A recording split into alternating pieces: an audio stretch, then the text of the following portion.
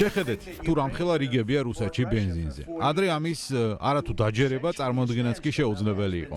ვინ იფიქრებდა? ამას გულისხმობ, როცა ვამბობ, რომ რუსეთის ეკონომიკა გარდაუვალი კრახისკენ მიდის და სადაცაა დაინგრევა. ეს ის შემთხვევაა, როცა ამერიკის პრეზიდენტის რიტორიკა რეალობასთან სრულ თანხვედრაშია. შესაძლოა პარადოქსულად ჟღერდეს, თუმცა ასეა. მსოფლიოში ნავთობის ერთ-ერთი უმსხვილესი მწარმოებელი და ექსპორტიორი ახლა საწვავის მწვავე დეფიციტის წინაშეა. ქვეყანა, რომელიც წლების განმავლობაში ნავთობით ამარაგებდა ნახევარ მსოფლიოს დღეს საკუთარ მოსახლეობასაც ვეღარ აწვდის საკმარისი ოდენობის ბენზინს. რუსეთის შორეულ აღმოსავლეთში დაწყებულ საწვავის კრიზისზე BMG-ში იქამდე გიყვებოდით, სანამ ამბავი ოკეანის მიღმა თლად თეთრ სახლამდე მიაღწევდა. ჯერ კიდევ აგვისტოსა და სექტემბერში ბენზინის ფასებმა რეკორდულ მაქსიმუმს მიაღწია. ბევრი ბენზინგასამართი სადგური დაიხურა. ზოგიერთი რეგიონის ხელისუფლებამ კი შეზღუდა გასაყიდი ბენზინის როგორც მოცულობა, ასევე ფასი. გარდა ამისა, ფედერალურ დონეზე მიიღეს 2025 წლის ბოლომდე რუსეთიდან ბენზინის ექსპორტის შეჩერების გადაწყვეტილებაც. მაშინ კრემლი ამ მოცემულობას საწვავის მოხმარების სეზონური ზრდით ხსნიდა, რომელიც მშობლებებისა და მოსავლის აღების პერიოდით იყო განპირობებული, თუმცა მაშინაც და ახლაც ძალიან მარტივია გეომეტრიული პროგრესიით მზარდი კრიზისის მიზეზების პოვნა. განსაკუთრებით ბოლო კვირების განმავლობაში უკრაინამ გაზარდა რუსეთის ნავთობ გადამამუშავებელ ქარხნებზე მიტანილი იერიშების რაოდენობა, მათ შორის რუსეთის ტერიტორიის სიღრმეშიც. BBC-ის ინფორმაციით, უკრაინული დრონების მასშტაბური თავდასხმების შედეგად რუსეთის 38 ნავთობ გადამამუშავებელი ქარხნიდან 21 მნიშვნელოვნად დაზიანდა. ეს ნიშნავს, რომ ერთ წელში შეტევები 48%-ით გაიზარდა წინა წელთან შედარებით. აგვისტოში მინიმუმ 14 დარტყმა განხორციელდა, სექტემბერში 8, ოქტომბრის პირველ 10 დღეში კი უკვე 4. ამ დარტყმების შედეგად მინიმუმ 10 ქარხანა სრულად ან ნაწილობრივ შეჩერდა. შედეგად რუსეთმა დაკარგა ნავთობ გადამამუშავებელი წარმოების 20%-მდე, ბენზინის წარმოება კი დაახლოებით 10%-ით შემცირდა. ჯამში უკრაინის დაზვერვის ცნობით რუსეთის ნავთობ გადამამუშავებელი სიმძლავრის დაახლოებით 38% არის გაჩერებული, რაც იმას ნიშნავს, რომ ქარხნების მნიშვნელოვანი ნაწილი ან არ ფუნქციონირებს, ან მხოლოდ ნაწილობრივ არის დატვირთული. პარალელურად გაფართოვდა დაზარალებული რეგიონების მასშტაბი.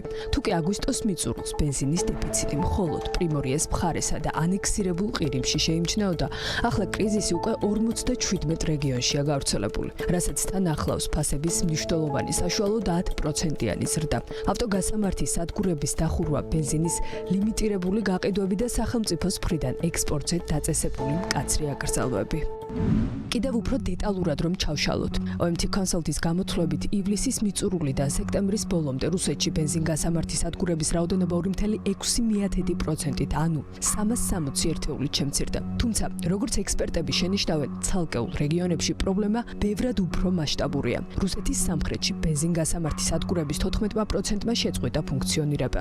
რეალობა უფრო მძიმეა სევასტოპოლსა და ანექსირებულ ყირიმში. ოკუპირებულ ნახევარკუნძულზე საწვავის გაყიდვის ლიმიტი შემცირდა 30 ლიტრის ნაცვლად, ერთ მომხმარებელზე ახლა 20 ლიტრია დაშვებული. ამასთან ყირიმის ბენზინგასამართის სადგურების დაახლოებით ნახევარმა შეწყვიტა მძღოლების მომსახურება. დანარჩენები კი საწვავს კუპონებით ყიდიან. კრიზისი იმდენად მწვავეა, რომ მასზე თვალს ადგილობრივი ხელისუფლებაც ვეღარ ხუჭავს. ყირიმის რუსული ადმინისტრაციის ხელმძღვანელი სერგეი აქსიონოვი, რომელიც ადრე ბენზინის დეფიციტს, ლოგისტიკურ პრობლემებს მიაწერდა, ახლა პირდაპირ აცხადებს, რომ უკრაინული დრონები რუსეთის ნავთობ გადამამუშავებელ ქარხნებს თავს ესხმიან და ინდუსტრიას მნიშვნელოვან ზიანს აყენებენ. თითქმის ყველა ვხედავთ, ვაფასებთ, ვაანალიზებთ და ამასობაში თავად რუსეთში ამავე ქვეყნის მოსახლეობის ნაწილმა არც არაფერი იცის. ფედერალურ ტელევიზიებში თემა ფაქტობრივად არ შუქდება. მოსკოვსა და სანქტ-პეტერბურგში მოსახლეობის გარკვეულმა ნაწილმა კრიზისის შესახებ მხოლოდ BBC-სა და Telegram არხების მეშვეობით შეიტყო. პროპაგანდისგან დახშულ საინფორმაციო ველში ალბათ